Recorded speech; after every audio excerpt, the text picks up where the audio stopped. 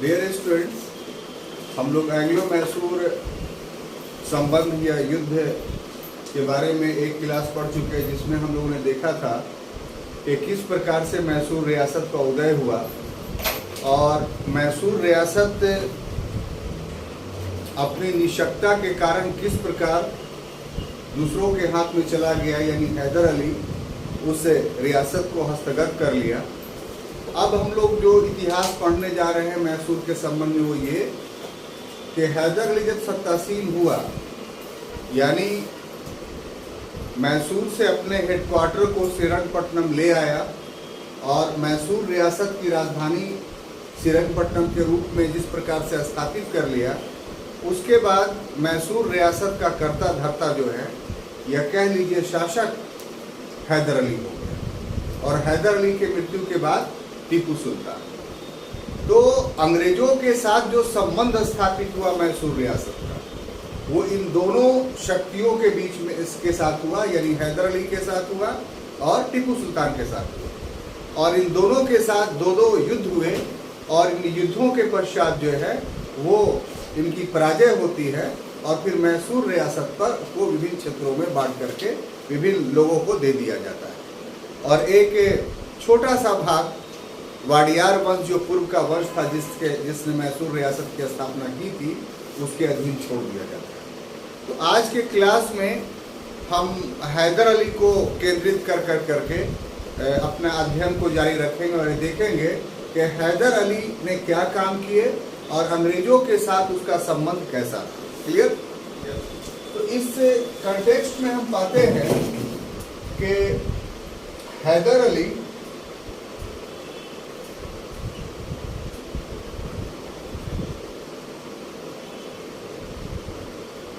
ने जब मैसूर की सत्ता को ग्रहण किया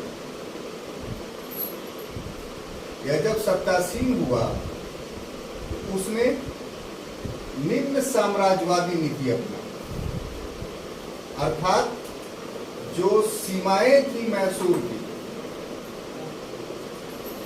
उन सीमाओं में उसने विस्तार किया।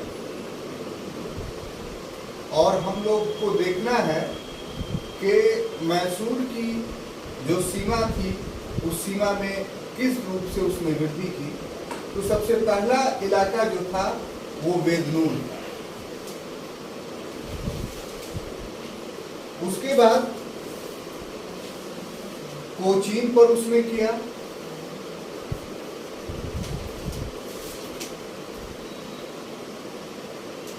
उसके बाद पालघाट पर किया, उसके बाद कालीकट पर किया,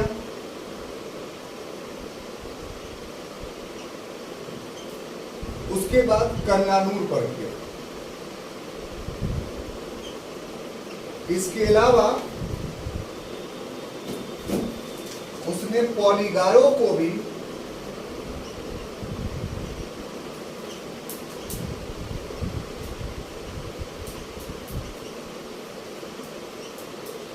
अधीन किया, परंतु मराठों से पराजित हो।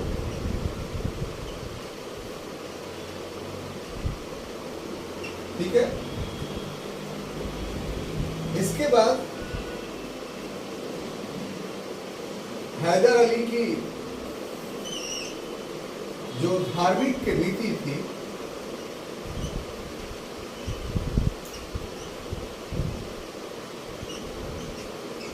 वो काफी सहिष्णु थी। कैसे सहिष्णु थी साहब? तो उसने चामुंडेश्वरी मंदिर का निर्माण करवाया।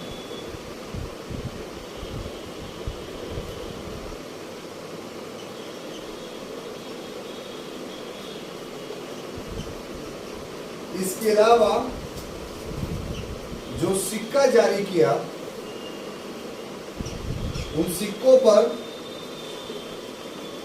शिव, पार्वती और विष्णु की चित्र बनाए गए।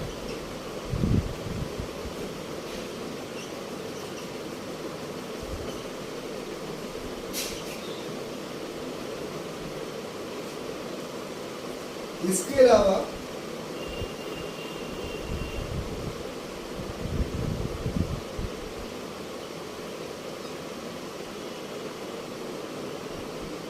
के व्यक्तित्व पर हम अगर दृष्टि डालते हैं तो पाते हैं कि वो निरक्षर था और सिर्फ हे लिखकर वो हस्ताक्षर करता था।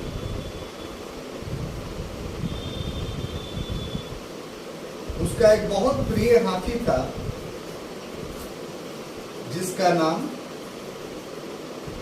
पवन गज था।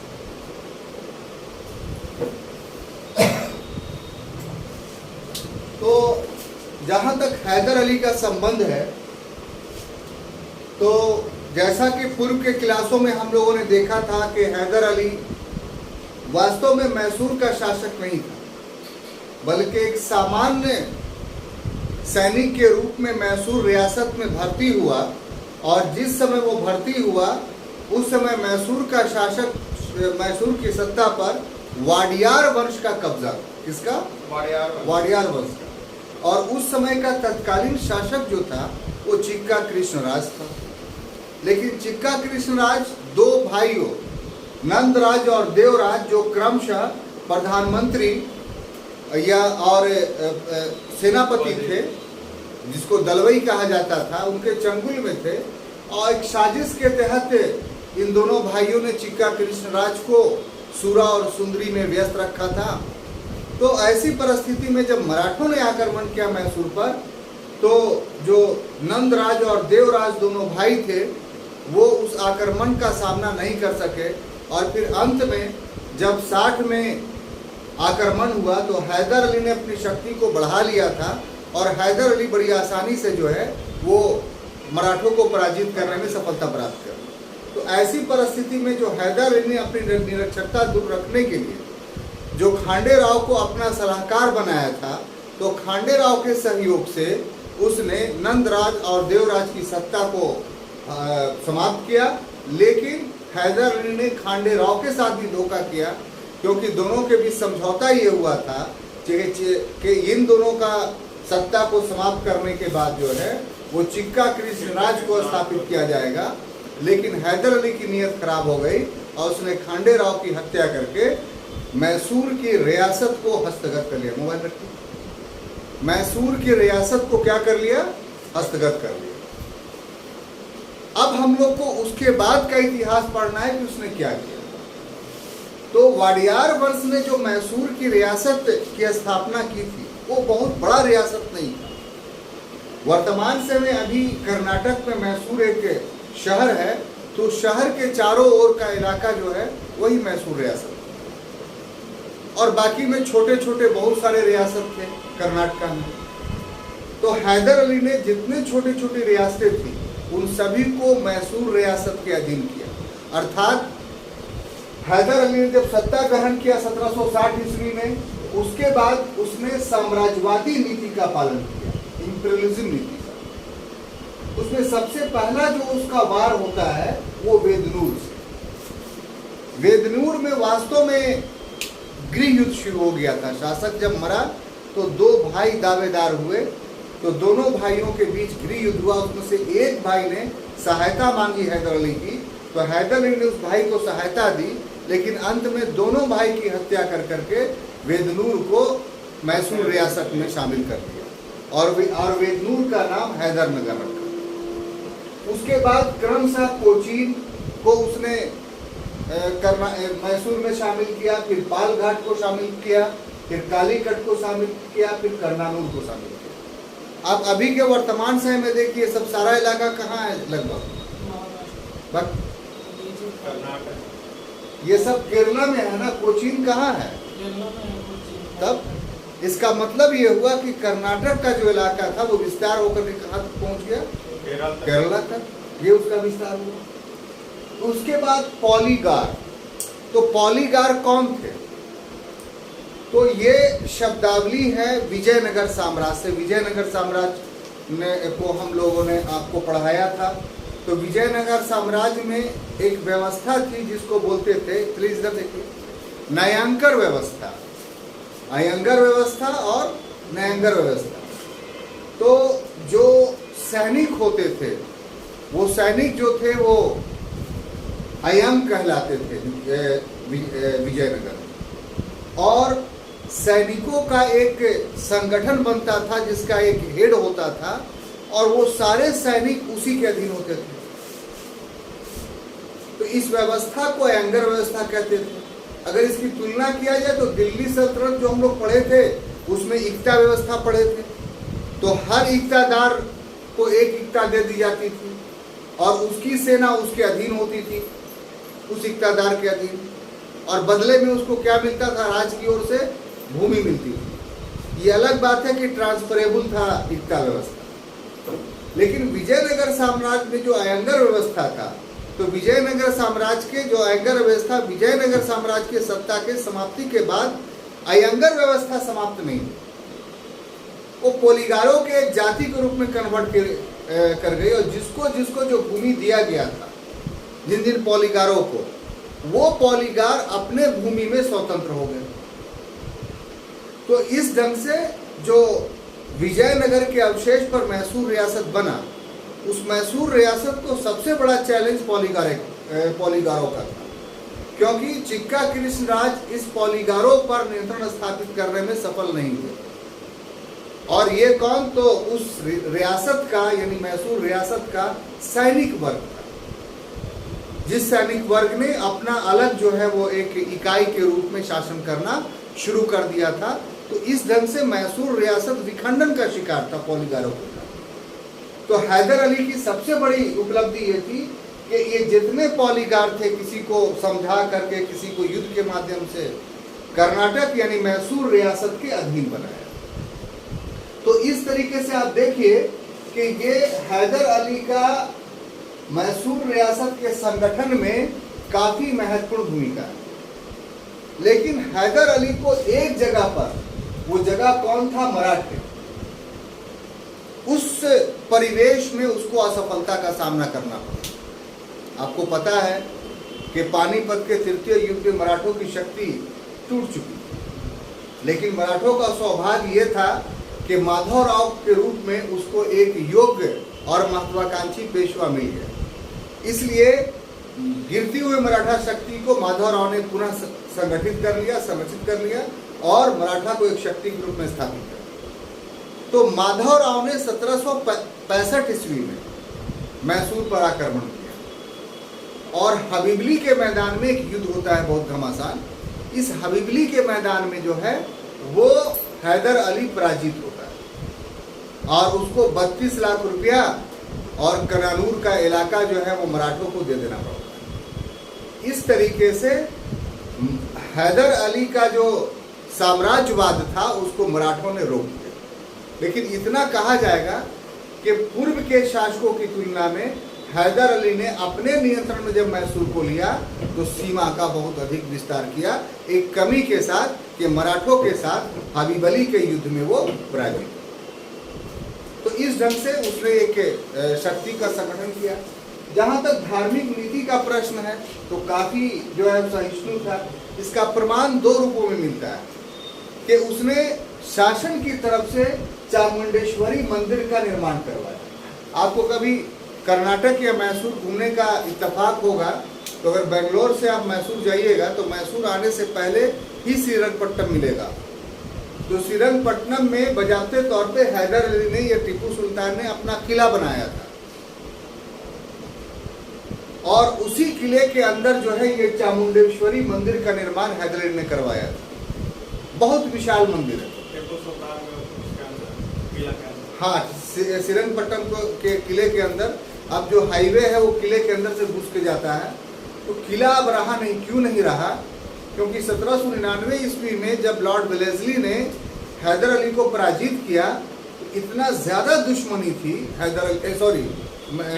टीपू सुल्तान को पराजित किया तो इतना ज़्यादा शत्रुता थी, व्यक्तिगत शत्रुता, कि उसको तो गोली मार ही दिया, हत्या कर ही दी उसकी, लेकिन साथ ही साथ उसके जितने स्थापत्य थे यानी किला था वो सभी किला को तोड़ दिया। किले का एक पार्ट भी नहीं छोड़ा उसने। सिर्फ जगह जगह आप देखिएगा तो बाउंड्री बाहरी वाला वाल अभी तक बचा हुआ है, बाकी अंदर के जितने मॉन्यूमेंट्स थे, जितने स्थापत्य थे, वो सब जो है वो खत्म हो गया।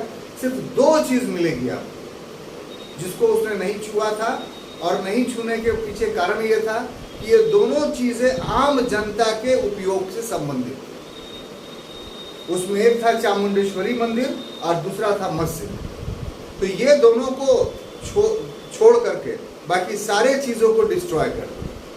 तो जहां पर मस्जिद है वहीं पर दोनों मतलब के बाप और बेटा का यानी हैदर अली टीपू सुल्तान का मज़ार बना हुआ है, उसी के एडजेसेंट में निकट में। तो देखने के लिए यही सारी चीज़ें। बाकी मैसूर में आप जाएंगे तो राजा का महल हैदराबाद के निज़ाम के बाद सबसे विशाल महल है मैसूर रियासत का, और सबसे खूबसूरत महल है। दूसरे पायदान पे आता है। तीसरे पायदान पे आपको आता है राजाओं के महलों में आमेर के राजाओं का। तो इस तरीके से उसने चामुंडेश्वरी मंदिर का निर्माण करवाया, और साथ ही साथ सिक्कों पर उसने शिव, पार्वती और विष्णु की प्रतिमाएं बनाई। तो ये क्यों बनाया? एक कारण है सबसे बड़ा। गौरी ने भी जब भारत पर आक्रमण किया था और कुछ समय तक कुछ क्षेत्रों पर को अपने अधिकार में रखा, तो हिंदू देवी देवताओं से युक्त सिक्के जारी किए। तो ये प्रश्न आता है, ऑब्जेक्टिवली क्वेश्चंस भी आपसे पूछा जा सकता है कि आखिर एक मुस्लिम शासक के द्वारा अपने सिक्कों पर हिंदू देवी देवताओं का चित्र उकेरने के पीछे क्या कारण? स्थानीय लोग अपना समझे, यही एक सेंटेंस है। यानी उस शासक को जो है वो अपना समझे, ये नहीं समझे कि दूसरा है। तो कोई भी नया शासक आया है मुसलमानों में, तो आप गौर से देखिएगा कि अपने आरंभिक सिक्के जो है उसमें उसने हिंदू देवी देवताओं की मूर्तियों को स्थापित किया। अकबर ने भी आपके भी सिक्के जो आरंभिक मिलते हैं उसमें भी हिंदू देवी देवताओं की मूर्तियों को स्थापित किया गया था, जिसका एकमात्र कारण यह था कि स्थानीय अधिकांश जनता हिंदू थी। तो वो हिंदू जनता उस मुस्लिम शासक पे के साथ अपनेपन को समझे कि वो दूसरा नहीं है बल्कि वो भी हमको मानता है। क्लियर? अब देखिए, व्यक्तित्व की बात है तो काफी महत्वाकांक्षी था, कल ही क्लास में देखे थे। लेकिन एक पक्ष है कि निरक्षरता, और इस निरक्षरता को दूर करने के लिए उसने खांडे राव को जो है वो अपना सलाहकार बनाया था। सिर्फ उर्दू के या अरबी के कई हे शब्द, चूंकि हे से हैदर होता है तो वही वो लिखना जान, तो किसी राज्यादेश पर या किसी चीज़ों पे शासक का हस्ताक्षर की आवश्यकता पड़ती थी तो सिर्फ हे लिखता था। सर, खांडे राव के बाद फिर किसी को बनाया? हाँ, इसका बेटा बनाया, पुरनैया था, ये सब था, तो वो सब आएगा आगे। ये सारी चीज़ें जो हैं वो हैदर अली से संबंधित। अब देखिए छात्रों, हैदर अली को का जो उदय हुआ, इससे सबसे ज़्यादा खतरा जिसने महसूस किया, खतरा तो मराठे भी महसूस कर रहे थे, खतरा तो हैदर अली से निज़ाम को भी था, और वो भी शत्रुवत व्यवहार किया करते थे। लेकिन मराठे और निज़ाम का उद्देश्य सीमित था, लेकिन उससे बड़ा खतरा जो था हैदर अली को सबसे ज़्यादा, वो अंग्रेज़ों से, क्योंकि अंग्रेज़ों का उद्देश्य भारत की सभी शक्तियों से बड़ा था। और क्या था कि हमको संपूर्ण भारतीय भूभाग पर कब्जा करना है, और कोई भी ऐसी शक्ति भारत में नहीं छोड़ना है जो शक्ति अंग्रेज़ों की शक्तियों से बढ़कर। और उस समय के परिस्थिति के अनुसार सिर्फ दो ही शक्तियां उनके निगाह में थी, एक मराठे थे और दूसरा मैसूर। तो इन दोनों के साथ संघर्ष चल रहा था। तो यहाँ पर आपको रुककर ये बताना चाहते हैं कि शुरुआत अंग्रेजों ने मराठों और मैसूर दोनों के साथ संघर्ष के साथ किया, लेकिन बाद में चल कर करके अंग्रेजों ने मराठों के साथ संघर्ष को 20 वर्षों के लिए बंद कर दिया। क्यों? क्योंकि इस दौरान उसने मैसूर रियासत का दमन करने के लिए किया। एक ही समय में दो शक्तियों से लड़ना अंग्रेजों के लिए संभव नहीं था। अगर दोनों शक्तियां खाली मिल जाती उस समय, यानी मैसूर और मराठे, तो फिर अंग्रेजों की इतिश्री उसी समय हो जाती। ये इतिहास की एक बहुत बड़ी गलती है, जिसको उस समय के शासकों ने, खास तौर से मराठों ने महसूस किया। लेकिन कब महसूस किया?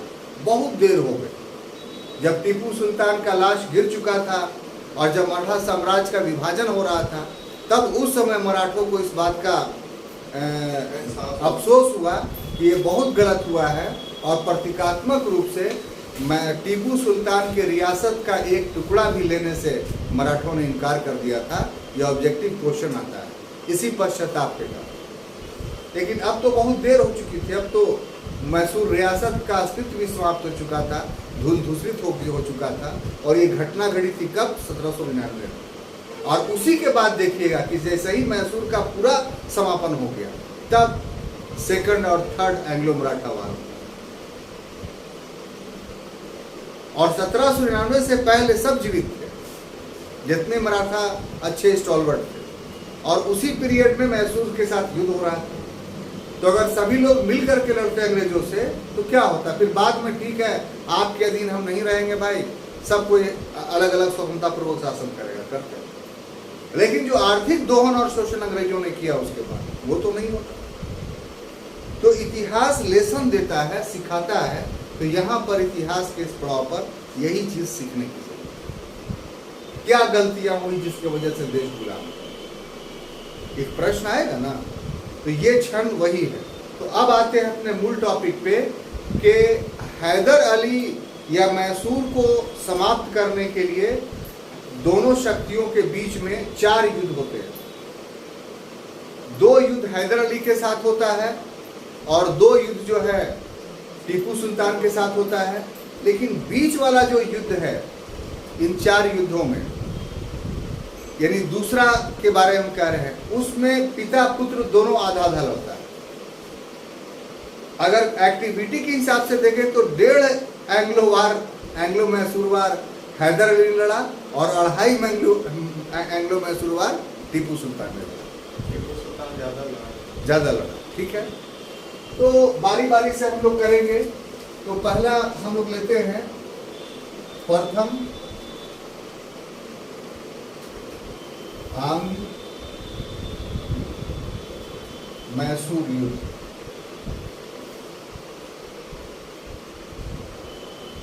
ये हुआ आपको 1767 ईस्वी से लेकर करके 1769 ईस्वी के बीच। ठीक है,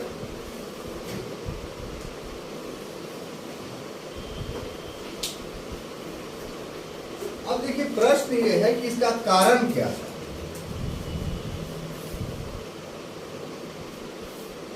ये जानना काफी महत्वपूर्ण है। तो इस युद्ध का पहला कारण यह था, वह है हैदर अली की बढ़ती हुई शक्ति।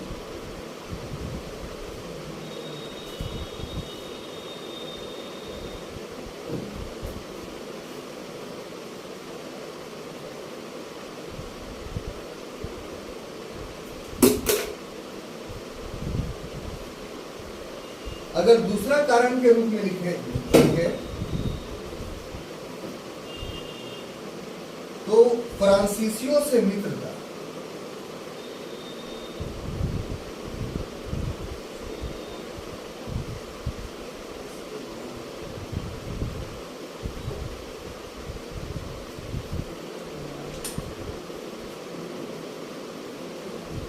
तीसरा देखें तो अंग्रेजों का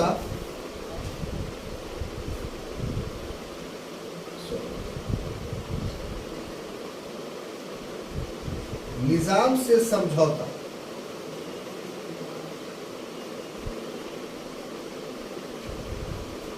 ठीक है,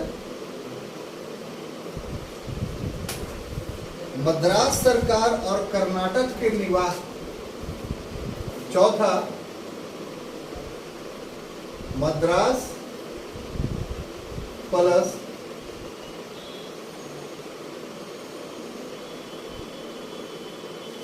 कर्नाटक से सीमा विवाद।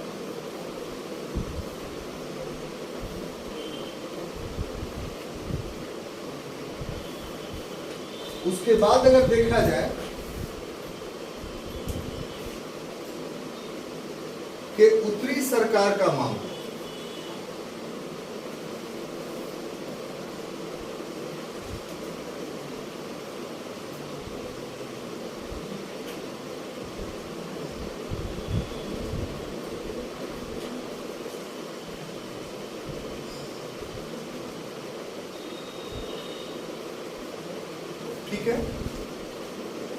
पहले इसको हम लोग समझ लें, उसके बाद देखें। यस तो फर्स्ट एंग्लो मैसूर वार क्यों लड़ा गया? सबसे पहली बात कि 67 से 69 के बीच में लड़ा गया, यानी ये युद्ध लगभग 3 वर्षों तक चला। लेकिन इस युद्ध की पृष्ठभूमि क्या थी? आखिर किस कारण से युद्ध हुआ? तो उसके लिए हमने कुल 5 कारणों को इंगित किया है कि इन 5 कारणों से ये फर्स्ट एंग्लो मैसूर वार होता है।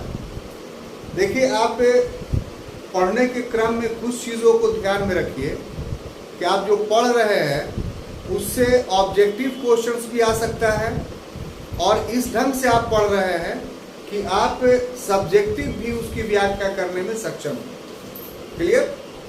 आमतौर पे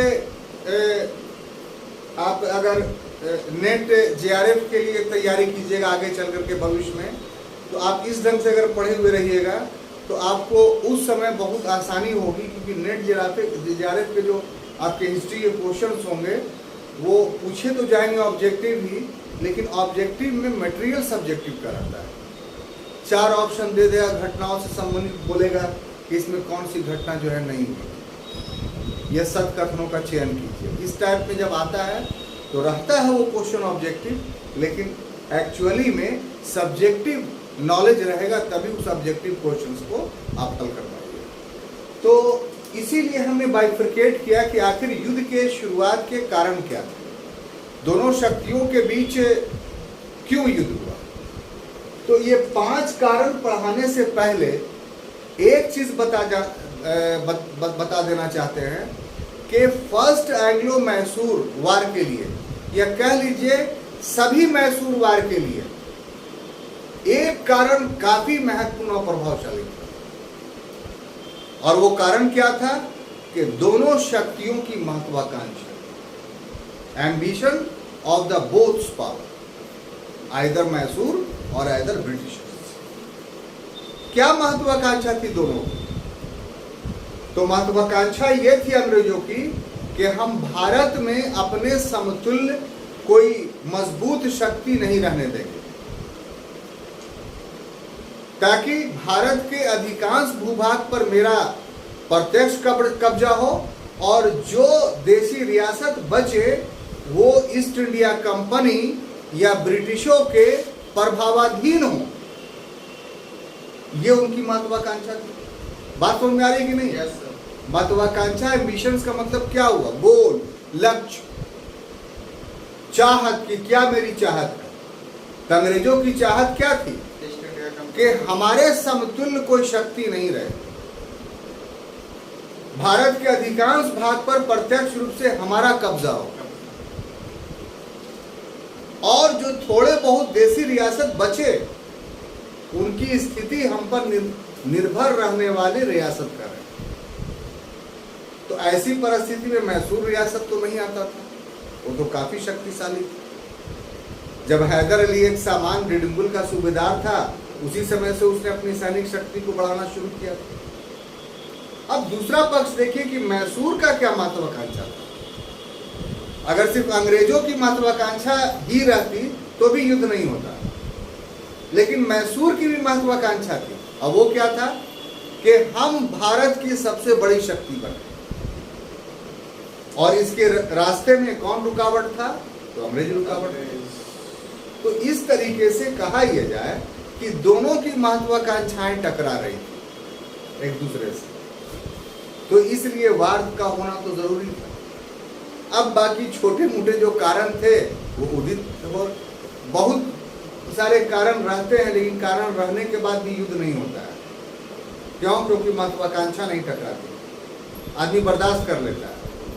लेकिन जब महत्वाकांक्षा टकराने लगती है तो छोटा मोटा कारण भी बड़ा कारण बन जाता है। तो हम लोग जिन कारणों का अध्ययन कर रहे हैं वो महत्वाकांक्षा, दोनों के महत्वाकांक्षाओं के बाद का था। क्लियर? तो उसमें सबसे पहला हैदर अली की बढ़ती हुई शक्ति। अगर हैदर अली की शक्ति नहीं बढ़ती, हैदर अली एक क्षेत्रीय शक्ति के रूप में रहता, तो फिर अंग्रेज उसमें इंटरफेयर नहीं करते, उससे लड़ाई नहीं करते। गया में टिकारी नरेश का राज था। खैर मैंने एक बात तर्क के खातिर मान लीजिए, वो हाँ हो चुका था। तो उसको तो तंग नहीं किया अंग्रेजों ने। क्यों?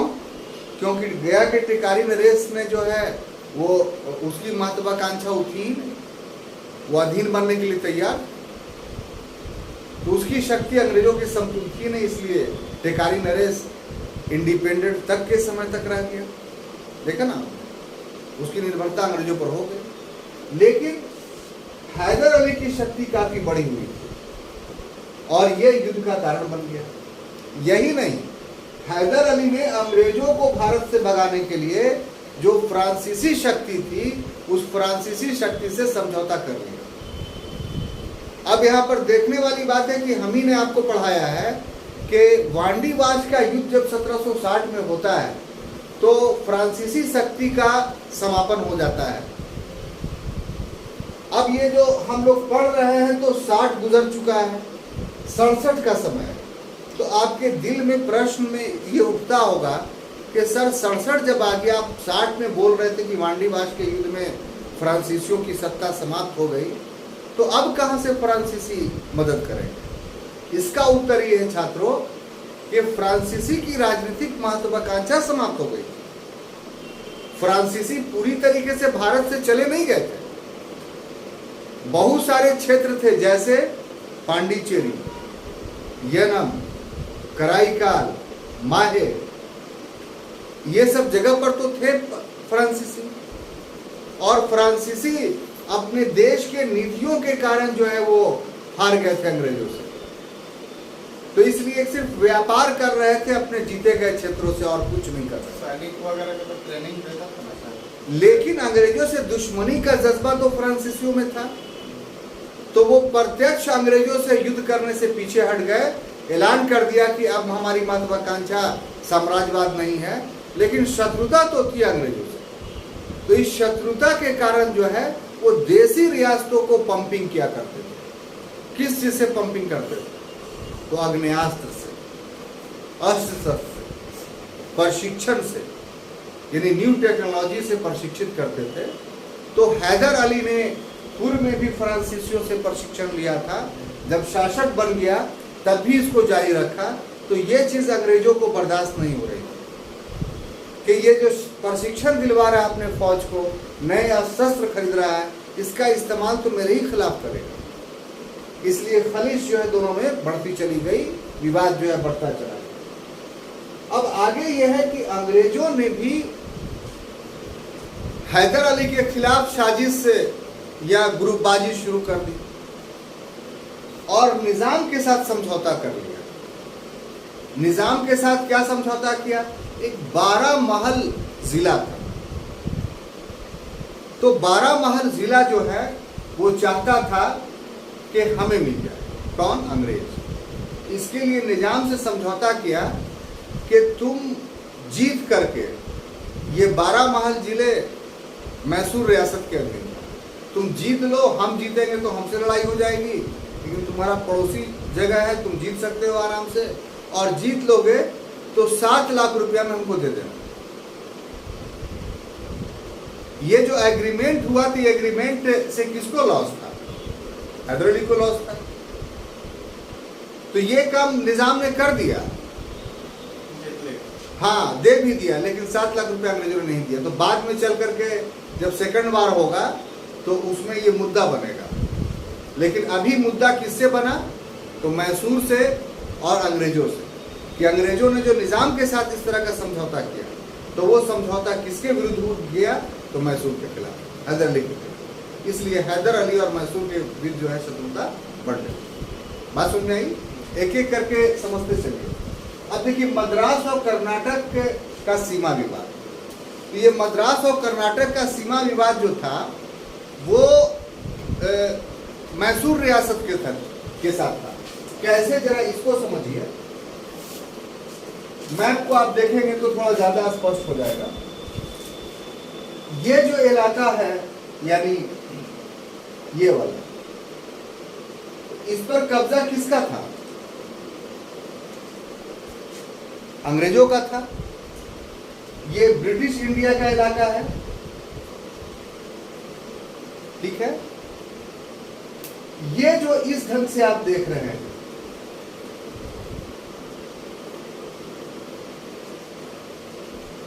ठीक है, ये हो गया ये वाला इलाका जो है मैसूर हो गया, और ये जो इलाका आप देख रहे हैं, ये बीच में पहले कर रहे हैं, अब क्लियर हो गया। ये जो इलाका हो रहा है ये कर्नाटका का है, यहाँ का नवाब था। अब देखिए कि ये जो मैसूर रियासत का था, इसकी सीमाएं इससे भी मिल रही, इसको थोड़ा ऐसे कर दीजिए,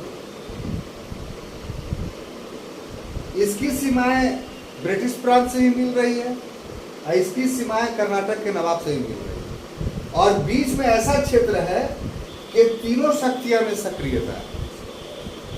तो इस क्षेत्र को लेकर करके मैसूर के शासक के साथ, किसका, ब्रिटिश का भी और कर्नाटक के साथ भी हमेशा सीमा विवाद बना रहता है। तो इस सीमा विवाद के कारण, यानी कर्नाटक और मद्रास के सीमा विवाद के कारण जो है वो दोनों शक्तियों के बीच, यानी मैसूर और अंग्रेजों के बीच जो है वो तनाव हमेशा बना रहता था, यानी मनमुटाव जो है वो होता रहता था। तो ये कारण था आपको सीमा से संबंधित। अब आ जाइए उत्तरी सरकार का मामला, फिर हमको लाना पड़ेगा आपको मैप, क्योंकि मैप से आप नहीं पढ़ेगा तो समझ में नहीं आएगा। ये देखिए, ये जो उड़ीसा का इलाका है ना, ये वाला इलाका, तो ये और नीचे तक, यहाँ तक, ये नॉर्थ सरकार, ये उत्तरी सरकार कहलाता है, ठीक है। अब देखिए ये जो पूरा इलाका है ये मराठों का है, ठीक है। इसके नीचे किसका है, तो अंग्रेजों का है, इधर क्या हो गया, मैसूर हो गया। तो ऐसी स्थिति में ये जो नॉर्थ सरकार है, इस पर ये भी कब्जा करना चाहते थे, इस पर अंग्रेज भी कब्जा करना चाहता था, और इस पर मैसूर भी कब्जा करना चाहता था। तो उत्तरी सरकार के मामले को लेकर के जो, जिसके बारे में हम आपको बोल रहे हैं, तो उत्तरी सरकार जो मामला था उसमें हैदर अली और निजाम दोनों उलझ गए। हैदर अली चाहता था कि हम इस पर कब्जा करें, निजाम चाहता था कि हम इस पर कब्जा करें, ठीक है। इसी का लाभ उठा कर करके अंग्रेजों ने निजाम को अपने पक्ष में कर दिया, ठीक है। अब यहां से एक अलग शीर्षक बनाते हैं तो आपको समझ में आएगा कि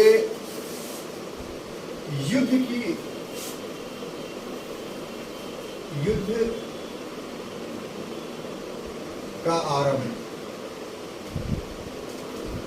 तो युद्ध का आरंभ जो होता है वो एक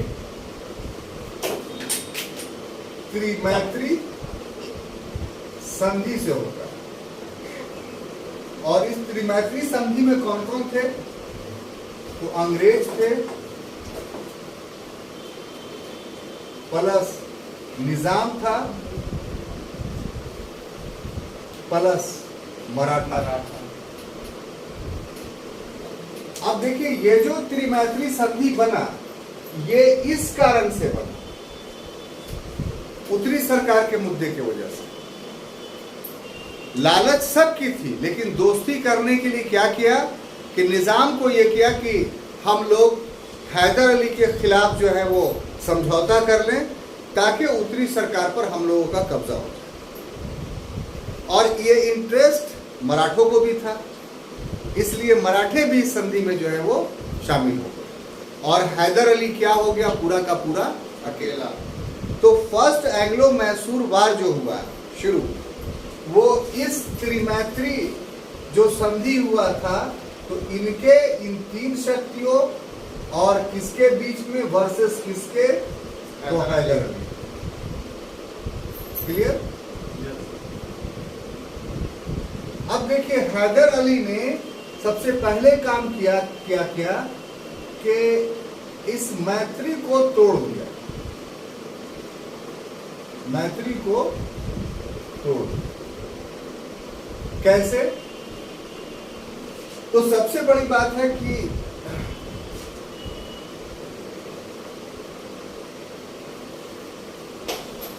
मराठों को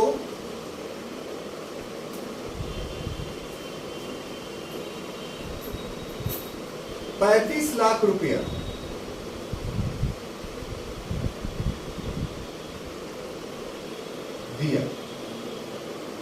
तो मराठे क्या हो गए? मैत्री संधि से अलग हो गए।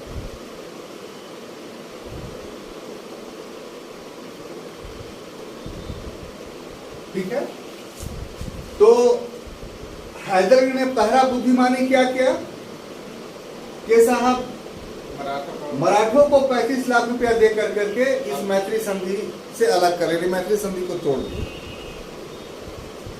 पैसे उस समय नहीं उपलब्ध थे तो 18 ही लाख रुपया दिया और बाकी पैसे के लिए एक भूमि दे दी कि इस भूमि का राजस्व जो है वो आपका होगा। तो मराठे इस तरीके से अलग हो गए। अब बचा कौन?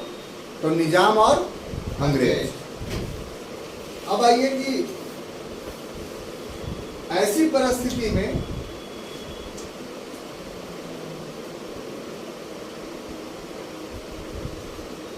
ये तो हुआ हैदर ने मराठों को तोड़ा। अब उसके बाद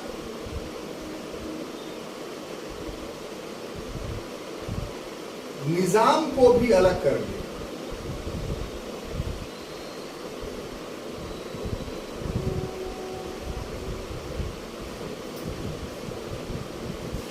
यानी निजाम भी उस मैत्री से अलग हो गए और मराठे भी उस मैत्री से अलग हो। कैसे निजाम को? तो कर्नाटक का जो नवाब था ना, उसका भाई था महफूज खान। कौन? महफूज खान। तो कर्नाटक का नवाब अंग्रेजों का पक्षधर था। यहां पर बात समझिए। लेकिन कर्नाटक का नवाब का भाई जो था महफूज खान, वो अंग्रेजों का विरोधी था और महफूज खान की दोस्ती निजाम के साथ अच्छी थी। तो महफूज खान ने निजाम को समझाया कि तुम इस गुट से जो है वो अलग हो जाओ। तो दोस्ती इतनी गहरी थी कि प्रभाव बढ़ा निजाम पे और निजाम जो है वो अलग हो गया।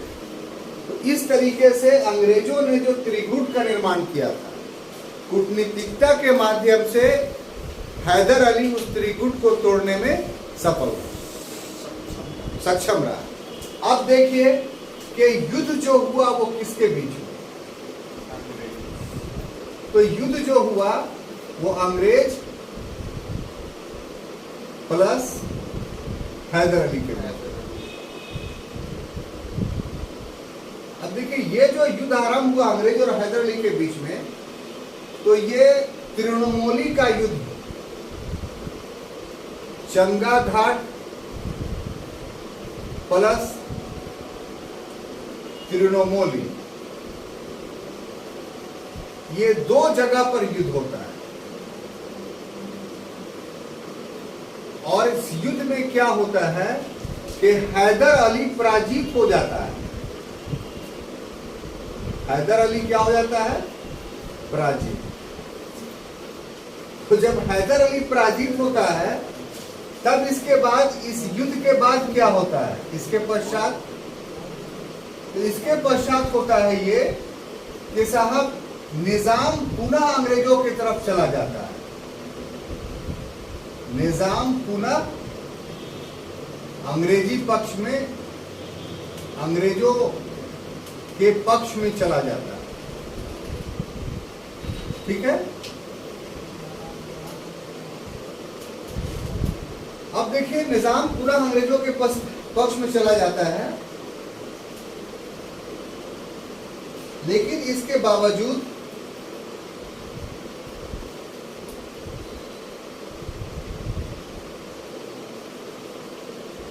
जो हैदर अली था,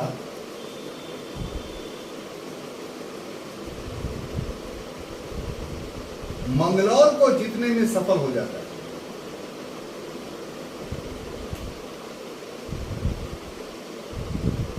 और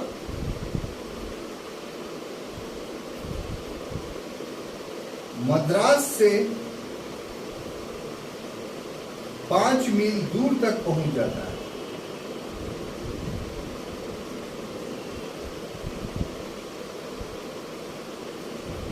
और ऐसे इसके परिणाम स्वरूप मद्रास की संधि से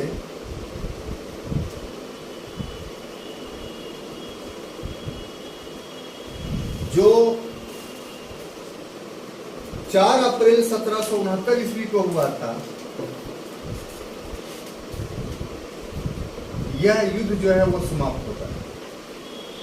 तो बस संक्षेप में इतना ही घटना आपको याद रखना। इधर देखिए क्या तरीका है। तो इस पूरी घटना को अगर आप आज क्लास में समझ लेते हैं तो फिर हमेशा के लिए ये चीज आपका अपना हो जाएगा। ये हम फर्स्ट एंग्लो मैसूर युद्ध का वर्णन आपको करने जा रहे हैं। उसमें एक खंड में काउस हमने बताया, 5 काउस को। इस 5 काउस के पहले भी एक एम्बिशन, महत्वाकांक्षा का वर्णन किया, और उस महत्वाकांक्षा के कारण ये 5 काउस या 5 काउस जो है वो जीवित हो गए या एक्टिव हो गए। और परिणाम क्या हुआ कि त्रिमैत्री संधि से बनाने से युद्ध का आगाज होता है। तो त्रिमैत्री संधि अंग्रेजों ने जो बनाई, तो उसमें कौन शामिल थे? अंग्रेज, निजाम और मराठे। तो अंग्रेज, मराठे और निजाम जब त्रिमैत्री संधि बना लिया तो यही युद्ध का आगाज हो गया। युद्ध का अर्थ सिर्फ ये नहीं होता है कि खून खराबा हो, तलवारें चले, गोलियां चले, ये भी होता है, लेकिन कूटनीतिक संपर्क भी युद्ध में ही आता है। तो कूटनीतिकता के माध्यम से युद्ध की शुरुआत होती है, फर्स्ट एंग्लो मैसूर कर्नाटक वार का। और कूटनीतिकता क्या थी, डिप्लोमेसी क्या थी कि अंग्रेजों ने सबसे पहले हैदर अली को मित्रहीन बना दिया, फ्रेंडलेस बना दिया। लेकिन हैदर अली ने भी इस कूटनीतिक का जवाब सबसे पहले कूटनीतिकता से दिया। और क्या कि जो खुद मित्रहीन बन गया था, तो अब उसकी नीति ये थी कि हम अंग्रेजों को भी मित्रहीन बनाएं। तो इसके लिए क्या किया कि उसने मराठों को कहा कि तुम हट जाओ, तुमको 35 लाख रुपया दे देंगे। मराठे एग्री हो गए कि एक तो हमको युद्ध नहीं करना पड़ेगा, युद्ध करेंगे तो कोई बेनिफिट भी नहीं है, बाद में कितना मिलेगा, कितना भूमि मिलेगा, कितना पैसा मिलेगा, कोई जानता नहीं है। हमको बिना युद्ध किए अगर 35 लाख मिल रहा है तो हमारे लिए ये लाभदायक है। अब 18 लाख तो फौरन दे दिया, लेकिन बाकी पैसे के लिए उसने कोलार का जिला मराठों को दे दिया। तो इस प्रकार से मराठे उस त्रिमैत्री संधि से अलग हो गए। फिर पुनः महफूज खां, जो निजाम का बहुत बड़ा दोस्त था, उसका सहारा लिया और उसके दोस्ती के माध्यम से निजाम को इस त्रिगुट से अलग कर दिया। तो अंग्रेजों ने जो युद्ध की शुरुआत कूटनीतिकता से की थी, डिप्लोमेसी से की थी, हैदर अली ने भी उस युद्ध का आगाज डिप्लोमेसी से ही किया कि उसके जो मित्र बने थे, तो उस गुट से दोनों को अलग कर करके अंग्रेजों को भी मित्रहीन कर दिया। क्लियर? तो कह सकते हैं आप कि फर्स्ट एंग्लो मैसूर वार जो शुरू होता है वो डिप्लोमेसी से शुरू होता है। और क्या डिप्लोमेसी थी? तो यही डिप्लोमेसी थी जो अभी अभी मैंने आपको बताया। क्लियर हो गया? दिमाग में गया बात? अब आइए कि बाजाबते तौर पे क्रियात्मक रूप होता है कि अब डिप्लोमेसी वाला युद्ध खत्म हो गया, अब मैदान में आके लड़िए। तो 2 जगह है, एक जंगा घाट नामक स्थान पे अंग्रेजों और हैदर अली के बीच युद्ध हुआ, और दूसरा त्रिनमुनी के पास हैदर अली और अंग्रेजों के बीच हुआ। इत्तफाक कह लीजिए कि दोनों युद्धों में, यानी जंगा घाट के युद्ध में और त्रिनमुनी के युद्ध में, हैदर अली पराजित हो जाता है। अब देखिए, चलती का नाम गाड़ी यहाँ साबित होता है। हैदर अली जब पराजित हुआ तो निजाम पुनः अंग्रेजों के पक्ष में चला गया, यानी फिर हैदर अली क्या हो गया? अकेले हो गया। लेकिन उसके बाद 1 वर्षों तक लगातार हैदर अली अंग्रेजों के साथ लड़ता रहा, छोटे मोटे युद्ध होते रहे। अंत में बड़ा युद्ध में मंगलौर को जीत लिया। कौन? हैदर अली। और मंगलौर से वो मद्रास की तरफ बढ़ने लगा और मद्रास से 5 मील की दूरी तक पहुंच के रुक गया। तो इसका मतलब क्या हुआ कि मद्रास से पीछे वाला जितना इलाका सब हैदर अली का। तो ये है, अंग्रेज बड़ी विषम स्थिति में पहुंच चुके। तो ऐसी स्थिति में मद्रास का जो सरकार थी उस समय, उसने हैदर अली से समझौता कर। हैदर अली से जो समझौता हुआ इसको मद्रास की संधि के नाम से जाना जाता है, जो 4 अप्रैल 1769 ईस्वी को हुआ। 4 अप्रैल जो 1769 ईस्वी को ये संधि होती है, तो इस संधि की शर्तें पूरी की पूरी हैदर अली के पक्ष में। सबसे पहले हैदर अली की जीत ये थी कि इसने अंग्रेजों के दरवाजे पर आके संधि किया, मतलब उसको डरा कर संधि किया। दूसरी जीत ये थी कि जितने क्षेत्र पूर्व में जीते गए सभी उसको वापस हो गए, जितने युद्धबंदी बनाए गए थे सभी उसके वापस हो गए। और सबसे महत्वपूर्ण उसको फायदा इसमें यह हुआ कि मराठों के साथ, माने अंग्रेजों ने ये बात मान ली कि मराठे से आप एक स्वतंत्र सत्ता है। हैदर अली तो राज अपहरण करता न था, हैदर अली तो वास्तविक शासक नहीं था। इस संधि में अंग्रेजों ने उसे उसके एक शक्ति के रूप में एक्सेप्ट कर दिया। और मद्रास की संधि एक प्रतिरक्षात्मक, एक डिफेंसिव संधि भी थी। प्रतिरक्षात्मक डिफेंसिव का अर्थ क्या हुआ कि यदि हैदर अली पर कोई आक्रमण करेगा तो अंग्रेज हैदर अली की सहायता करेगा। तो इस तरीके से जो मद्रास की संधि हुई वो पूरा हैदर अली के पक्ष में। बात समझ में आई? अब आ जाइए, दूसरा हम लोग वार पढ़ते हैं और वो है द्वितीय आंग्ल मैसूर वार। द्वितीय आंग्ल मैसूर युद्ध। ये जो होता है द्वितीय आंग्ल मैसूर युद्ध, वो 1780 से 84 के बीच में होता है। 1780 से 84 के बीच। क्लियर? अब जहां तक द्वितीय आंग्ल मैसूर युद्ध का प्रश्न है,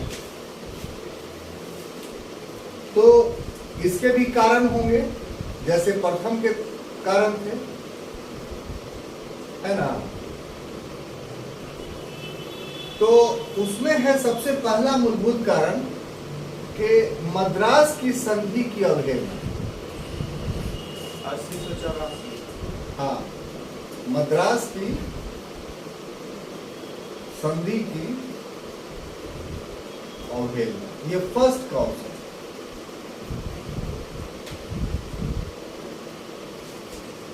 उसके बाद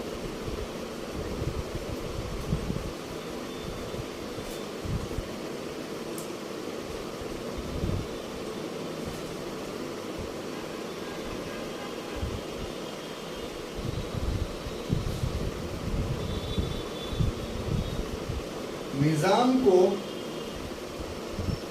7 लाख की प्राप्ति में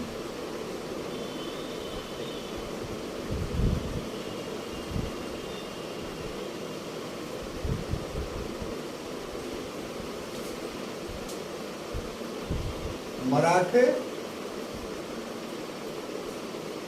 असंतुष्ट।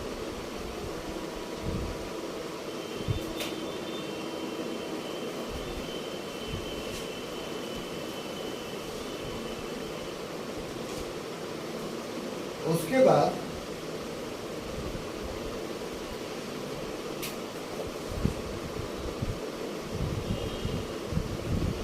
विदेशियों से संपर्क और अंत में माही पर अधिकार।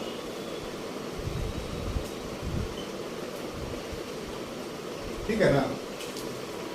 तो इस तरीके से जैसे फर्स्ट वार में हम लोगों ने 5 काउस निकाले थे, तो सेकंड एंग्लो मैसूर वार में भी कुछ 5 काउस हमको दिखाई पड़ता है। कितना?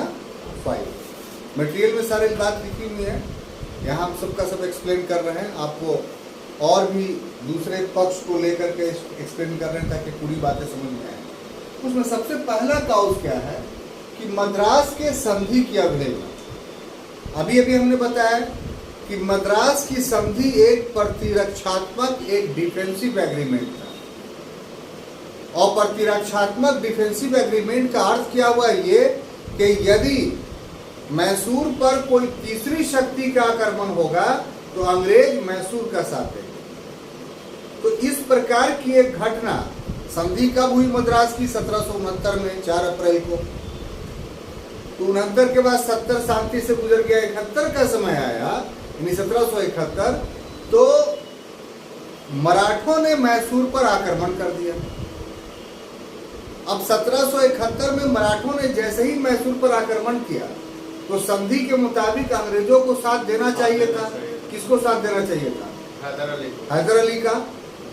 लेकिन अंग्रेजों ने नहीं दिया। तो यहीं से 71 से ये क्लियर हो गया था कि अंग्रेज जो है वो मद्रास संधि का पालन वालन नहीं कर रहे हैं। ये संधि वास्तव में संधि नहीं है, युद्ध विराम। जो हम लोगों ने 69 में युद्ध बंद किया था वो खाली विराम हो गया, फिर कभी न कभी भविष्य में होगा। ये क्लियर हो गया 71 की घटना से। समझ में बात आई? अब कोई भी एक घटना उत्पन्न हो तो फौरन युद्ध थोड़ी हो जाता है। बहुत सारी घटनाएं जमा होती रहती हैं, यानी बारूद जमा होता है। बारूद जब फटने योग्य हो जाता है तो उसमें पलीता लगा दिया जाता है, तो तत्कालिक रूप से कोई घटना घटती है तो पलीता बन जाता है। तो हम लोग पहले बारूद इकट्ठा कर रहे हैं कि देखिए कैसे कैसे अंग्रेजों और हैदर के बीच में असंतोष पनप रहा था। तो उसमें ये पहला था मद्रास संधि के अवहेलना। उसके बाद क्या हुआ कि निजाम को 7 लाख रुपए की प्राप्ति नहीं। अभी अभी आपको कहा था ना कि यहाँ जो है वो 12 महल का जीत करके दे दिया था, तो पैसवा अंग्रेज लोग नहीं दिया था। तो इससे क्या हुआ, निजाम अंग्रेजों से खिन्न हो गया कि हम जो है वो उसके वजह से ये काम किए कि एक क्षेत्र जीत के दिया और संधि हम सबसे थी कि हमको 7 लाख रुपया मिलेगा, लेकिन हमको 7 लाख रुपया भी नहीं मिला।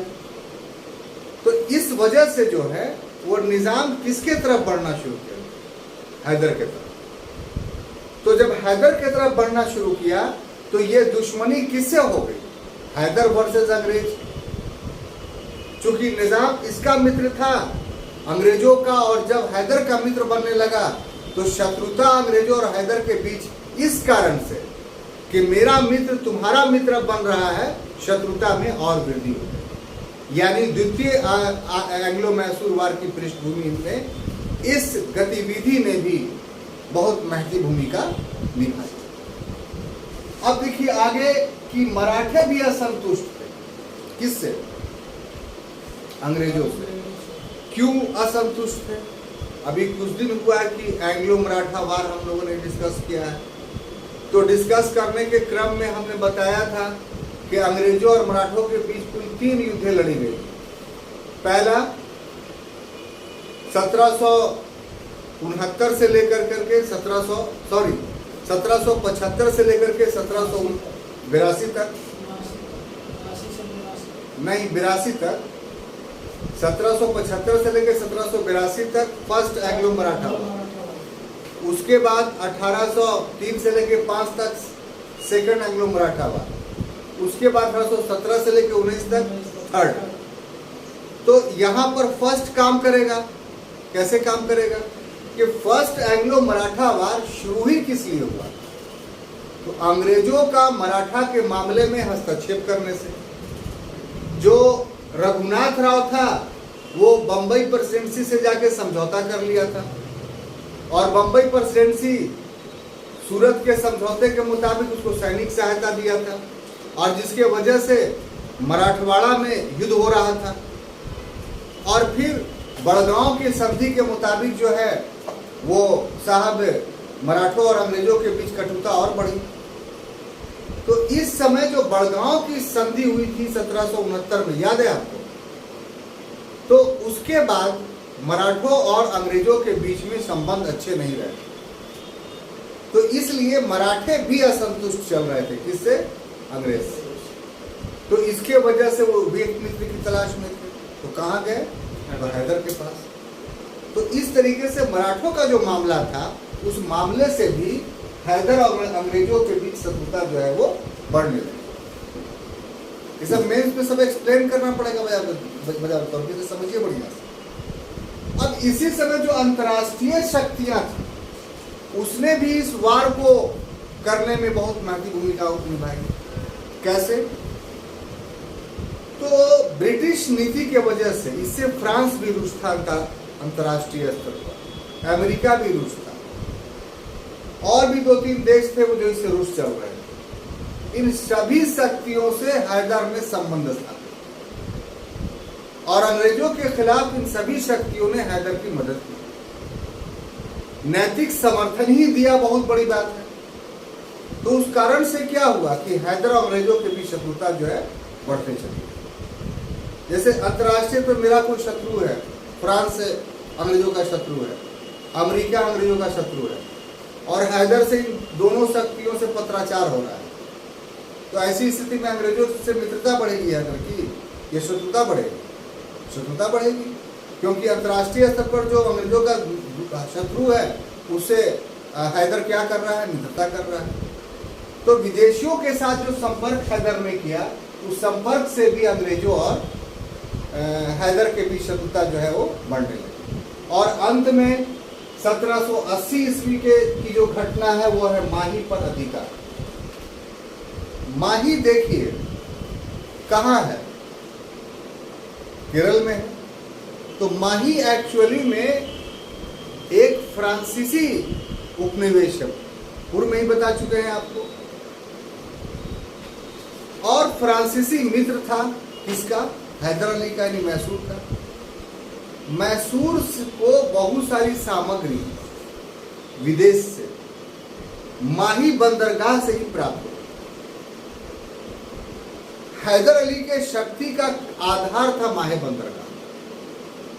अंग्रेजों ने 1780 ईस्वी में जो फ्रांसीसियों के कब्जे में था माही, और फ्रांसीसी हैदर अली के मित्र थे, और उस माहे से हैदर अली को सामग्रियां प्राप्त होती थी, विदेशी सामग्री। इस पर जब अंग्रेजों ने कब्जा कर लिया तो ये अंत हो गया फिर हैदर अली का, कि अब युद्ध जो है वो अनिवार्य। तो इन सभी परिस्थितियों में ये सभी जितने उपयुक्त कारण थे, इस कारण से जो है वो हैदर ने त्रिमैत्री संधि की। हैदर द्वारा क्या किया गया? त्रिमैत्री। प्रथम में अंग्रेज करते हैं, लेकिन द्वितीय युद्ध में कौन कर रहा है? त्रिमैत्री संधि हैदर। किस किस से कर रहा है? तो 2 शक्तियां, मराठा और निजाम प्लस निजाम। और इसके बाद जब ये त्रिमैत्री संधि हो गई तो अंग्रेज जो है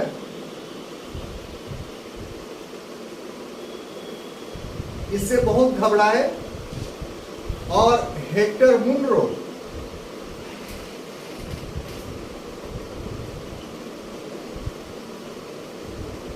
और कर्नल वेली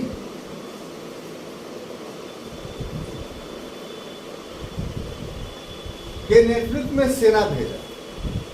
यहां पर हुआ ये कि अगर दोनों सेना आपस में मिल जाती, एक मद्रास से भेजी गई थी, एक बंबई से भेजी गई थी, ठीक है, दोनों छोर से आप मैपिंग देख रहे हैं ना।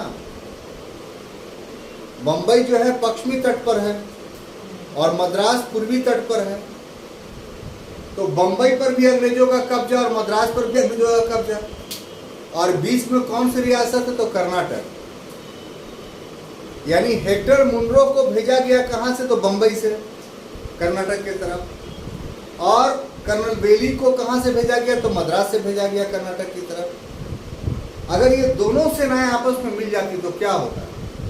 मजबूत हो जाती। तो हैदर अली का पुत्र टीपू ने इन दोनों सेनाओं को मिलने से रोक दिया, ठीक है। और उसके बाद हैदर ने हेक्टर मुनरो को पराजित कर दिया। पराजित ही नहीं किया हेक्टर मुनरो को, बल्कि गिरफ्तार कर लिया, कैसे कैसे छूट करके भागा। जब इसकी सूचना कर्नल वेली को मिला तो ये भी एक सेना, उसमें तो ये सब था, तो इसको इतना डर लगा कि तोप को तालाब में फेंक करके भाग गया स्पीड, कि अब उसको हरा दिया है तो हमको भी हरा देगा और हमको भी कैद कर लेगा। तो इस तरीके से बहुत अच्छी जीत जो है आरंभिक बेला में हैदर अली को हुआ। अब ऐसी परिस्थिति में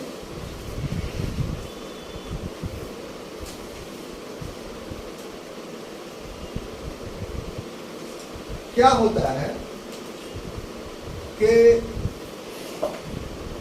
अंग्रेज आयरकुट को भेजते हैं और हैदर अली के साथ पोर्टोनोवा का युद्ध होता है। ये जो घटना हुई थी ये 1780 ईस्वी का है, ठीक है ना। किसका? हेक्टर मुनरो और कर्नल वेली वाला। और ये जो है पोर्टोनोवा का युद्ध ये 1782 ईस्वी का है। इस बीच में क्या हुआ? इस बीच में आपको होगा कि 1782 में सालबाई की संधि हो गई। किसके साथ? तो उस संधि में एक शर्त ये भी था ना कि मराठे जो है वो हैदर अली का साथ नहीं देंगे, तो इसलिए जो त्रिगुट बना था उससे मराठे क्या हो गए? अलग हो गए। और निजाम को भी 7 लाख रुपया देके अंग्रेजों ने अलग कर दिया। तो अब क्या होगा कि हैदर अली अलग हो गया। इस बीच में जो 2 वर्ष के बीच में हैदर अली छुटपुट युद्धों में अंग्रेजों को बहुत जगह पराजित किया, लेकिन अंत में आयरकुट को भेजा गया हैदर अली के खिलाफ। तो आयरकुट को गया तो पोर्टोनोवा का जो युद्ध हुआ, ये युद्ध हैदर अली जीत लेता है लेकिन घायल हो जाता है। मतलब तीनों शक्तियों से जीत लेता है। वो लोग का फौज नहीं था, सिर्फ आयरकुट का फौज था। इसके साथ तीनों शक्तियां नहीं थी, अकेला हो गया था। ऐसे बोलिए, नहीं बात समझ में आ रही है? जैसे त्रिमैत्री बनाया तो ये हैदर के साथ मराठा निजाम थे ना, तो अंग्रेजों ने सालबाई के संधि से मराठों को अलग कर लिया और निजाम को 7 लाख रुपए देकर के अलग कर लिया। तो अलग हो गए वो, इसका मतलब ये नहीं कि ब्रिटिश फौज में शामिल हो गए, वो लोग अलग हो गए। हाँ, ये समझिए। तो अब ये जो पोर्टोनोवा का युद्ध हुआ वो आयरकुट वर्सेस हैदर के बीच हुआ। इसमें हैदर अली जीत जाता है लेकिन इसकी मृत्यु हो जाती है। इतने जख्म लगे, घायल हो जाने की वजह से 3-4 महीने के बाद। और 2 साल के बाद आयरकुट की भी मृत्यु हो जाती है। नहीं, आयरकुट भी कम घायल नहीं हुआ था। बात समझ में आ रही है? तो इतना महत्वपूर्ण था पोर्टोनोवो का युद्ध, इसलिए पोर्टोनोवो का युद्ध जो है वो बहुत महत्वपूर्ण है। अब देखिए साहब, इसमें हैदर की चूंकि जगह कम है इसलिए पूरी बात नहीं लिख रहे हैं। हैदर की मृत्यु हो जाती है। इसकी मृत्यु के बाद टीपू जो है वो युद्ध को जारी रखता है, युद्ध को जारी रखता है। और युद्ध को जब जारी रखता है तो ब्रिगेडियर मैथ्यूज को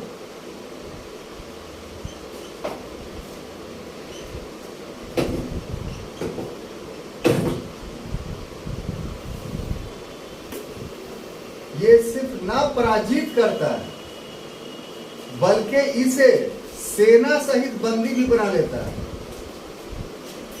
तो ये भी ऑब्जेक्टिव क्वेश्चन आता है कि किसे टीपू ने सेना सहित बंदी बना लिया था। अंग्रेजों की स्थिति काफी दयनीय हो जाती है। तब दोनों के बीच अंत में जो है 1784 ईस्वी में मंगलौर की संधि होती है। किसकी संधि?